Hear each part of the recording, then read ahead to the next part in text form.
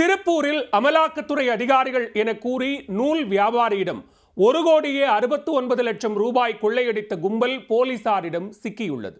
WhatsApp காலில் பேசி நூதன முறையில் கும்பல் பணத்தை சுருட்டியது எப்படி? தானா சேர்ந்த கூட்டம் வடபாணியில் அமலாக்கத்துறை அதிகாரிகள் என கூறி 1,50 கோடி ரூபாய் சுருட்டிய கும்பல் தான் இவர்கள். கொள்ளையடித்துவிட்டு தப்ப முயன்ற நபர்களை போலீசார் கொத்தாக தூக்கியது எப்படி?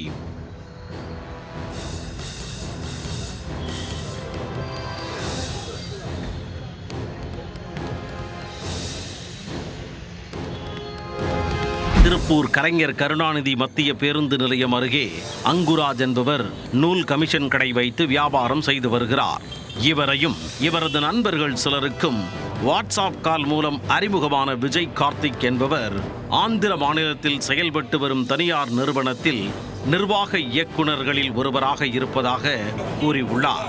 தங்களது நிறுவன வங்கிக் கணக்கில் கோடிக்கணக்கான ரூபாய் பணம் இருப்பதாகவும் தற்போது கோவை, திருப்பூர், ஈரோடு போன்ற ஊர்களில் நிறுவனத்தின் சார்பில் பெரிய அளவில் கட்டுமான பணி நடைபெற்று வருவதாகவும் கதை விட்டுள்ளார்.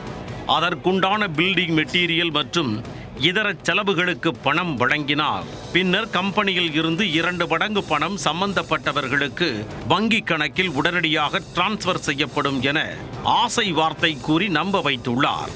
இதை நம்பிய அங்குராஜ் மற்றும் அமாவாசை ஆகிய இருவரும் தங்களுக்கு தெரிந்த வேறு சில நபர்களிடம் 1,69,00,000 ரூபாய் ரொக்கமாக பெற்று தங்கள் அலுவலகத்தில் வைத்து விஜய் கார்த்திக்கிற்கு வீடியோ கால் மூலம் காட்டியுள்ளனர்.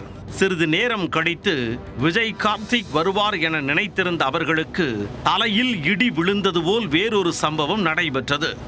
டிப்டாப் உடையணிந்து நுழைந்த 5 பேர் கொண்ட கும்பல் அமலாக்கத்துறையில் இருந்து வருவதாக கூறி அறிமுகப்படுத்திக் கொண்டுள்ளனர். அவர்களிடம் பல்வேறு விவரங்களை கேட்டு விசாரணை நடத்தியுள்ளனர்.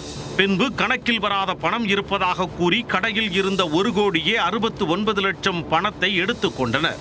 கடையில் இருந்த சிசிடிவி கேமரா மற்றும் ஹார்ட் டிஸ்குகளை கழற்றிய போது கூட ஏன் கழற்றுகிறீர்கள் என அவர்கள் கேட்கவில்லை.